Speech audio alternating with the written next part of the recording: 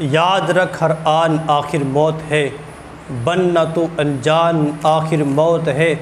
ملک فانی میں فنا ہر شے کو ہے، سن لگا کر کان آخر موت ہے۔ بارہا علمی تجھے سمجھا دیا، مان یا مت مان آخر موت ہے۔ جامع الترمذی میں ہے کہ حضرت سیدنا عثمان غنی رضی اللہ تعالیٰ عنہ جب کسی قبر کو دیکھتے تو اس قدر رویا کرتے تھے کہ آپ کی داڑھی مبارکہ بالکل آنسوؤں سے تر بتر ہو جایا کرتی تھی۔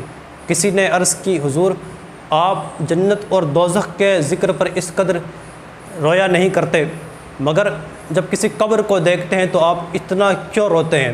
تو آپ نے فرمایا کہ میں نے نبی کریم علیہ السلام سے یہ سنا ہے کہ آقا کریم علیہ السلام نے ارشاد فرمایا، قبر آخرت کی پہلی منزل ہے، جس نے اس سے نجات پا لی اس کے لیے آخرت کا معاملہ آسان ہے، اور جس نے اس سے نجات نہیں پائی اس کے لیے آخرت کا معاملہ کٹھن ہے۔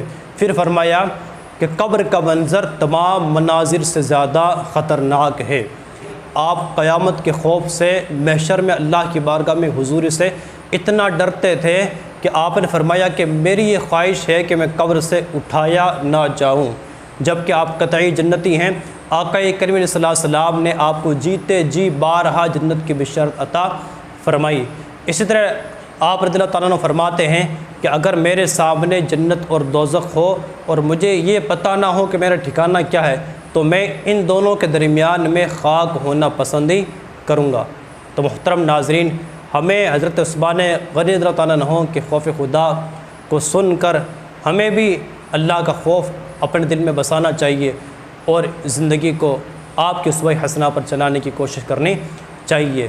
دنیا کے اے مسافر منزل تیری قبر ہے، طے کر رہا ہے جو تو 2 دن کا یہ سفر ہے۔